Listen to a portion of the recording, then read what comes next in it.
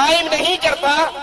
جو نماز ادا نہیں کرتا، جو بے نماز ہے، جو تارک صلاۃ ہے، وہ مشرک ہے، موحد نہیں ہے۔ بھلے وہ دعویٰ اسلام کا کرتا رہے، بھلے وہ دعویٰ توحید کا کرتا رہے، وہ نماز قائم کرتا ہے تو موحد ہے،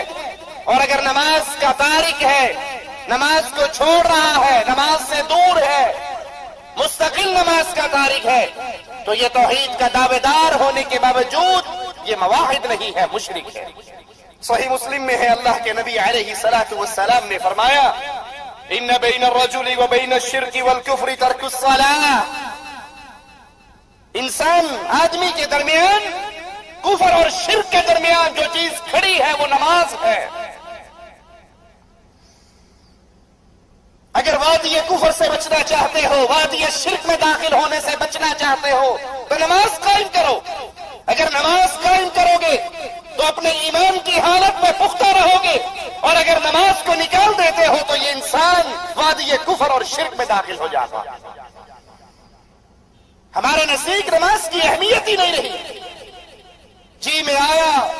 بڑے فخر سے سنائیں گے جی ماشاءاللہ میں جب صبح اٹھتا ہوں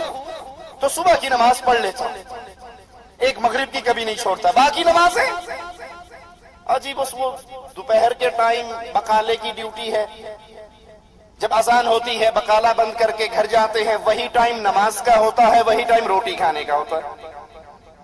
عصر کے وقت پھر اذان ہوتی ہے، بقالہ بند کرتے ہیں، وہی ٹائم چائے پینے کا ہے، وہی ٹائم نماز کا۔ یعنی بدنصیبی کا یہ عالم ہے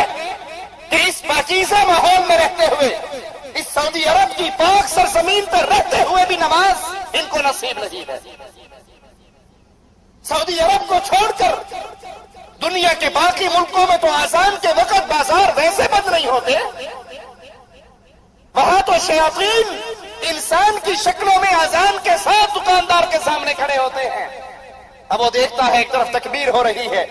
ایک طرف نماز کا وقت ہو رہا ہے، اور ایک طرف اس کے سامنے چند گاہک کھڑے ہیں،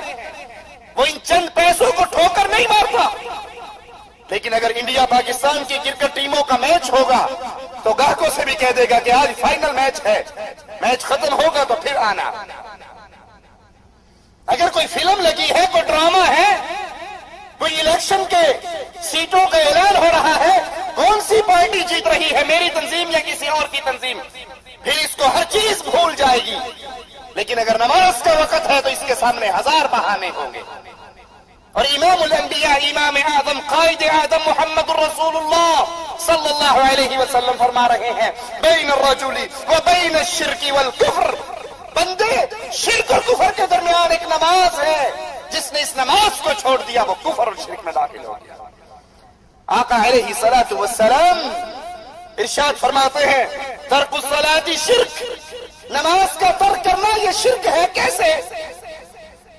نماز کا ترک کرنا شرک کیسے ہے؟ اللہ کا حکم ہے نماز پڑھو، اور انسانی خواہش کیا کہتی ہے؟ نرم گرم بستر ہے۔ یہ غریب لوگ ہیں جو مسجدوں میں جاتے ہیں، یہ فقراء کا ٹولہ ہے جو مسجد، ہم مالدار پیسے والے آدمی ہیں، رات کو دکان بڑی لیٹ بند ہوتی ہے،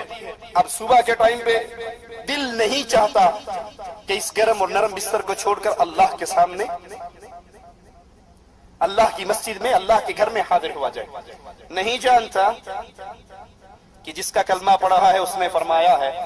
جب انسان اپنے گھر سے مسجد کے لیے نکلتا ہے، آسمان والا اس کے لیے 2 فرشتے بھیج دیتا ہے جو اس کے ساتھ نور کے جھنڈے لے کر اس کے ساتھ قدم سے قدم ملاتے ہوئے جاتے ہیں۔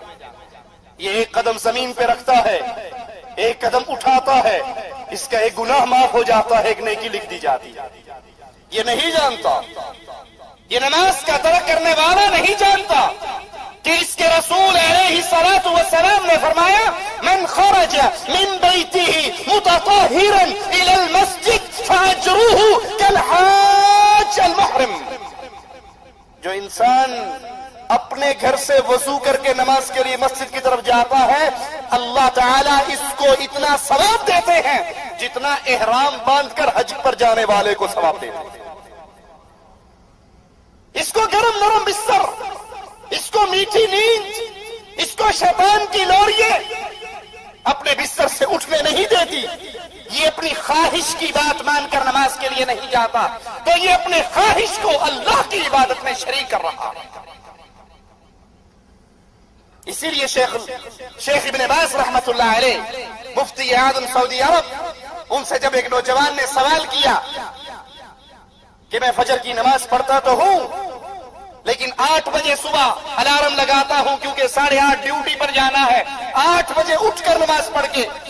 فجر کی نماز کا الارم ہی نہیں لگاتا، الارم ڈیوٹی ٹائم کا لگتا ہے،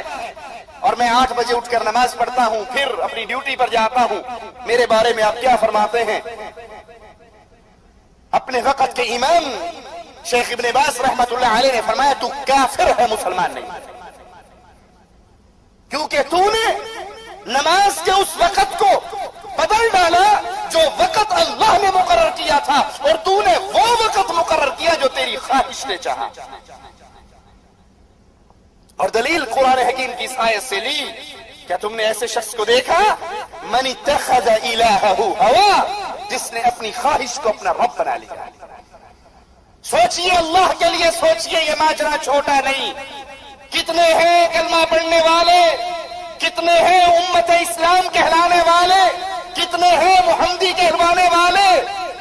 لیکن نماز ان کی زندگی میں نہیں ہے، نماز ان کے گھر میں نہیں ہے۔ بیوی سے اس مسئلے پر تو لڑائی ہو سکتی ہے تو نے سالن میں مرچیں تیز کیوں کی تھی،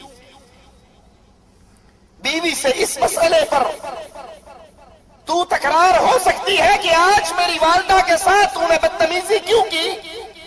لیکن زندگی میں کبھی یہ توفیق نہیں آئی آ کر پوچھ لے میں نماز پڑھ کر آیا ہوں بیگم مسجد میں اور تو اس وقت سے گھر میں بیٹھی ہے، تو نے نماز کا سجدہ کیوں نہیں دیا؟ اس مسئلے پر نہ کبھی اولاد سے جھگڑا، نہ کبھی بیوی بچوں سے جھگڑا، نہ کبھی دوست، وہ سمجھتے ہیں یہ پرائیویٹ معاملہ، پڑھ لو آپ کی مرضی، نہ پڑھو آپ کی مرضی، آپ نے اپنی قبر میں جانا، میں نے اپنی قبر میں جانا، یہ شیطان کا دھوکہ ہے۔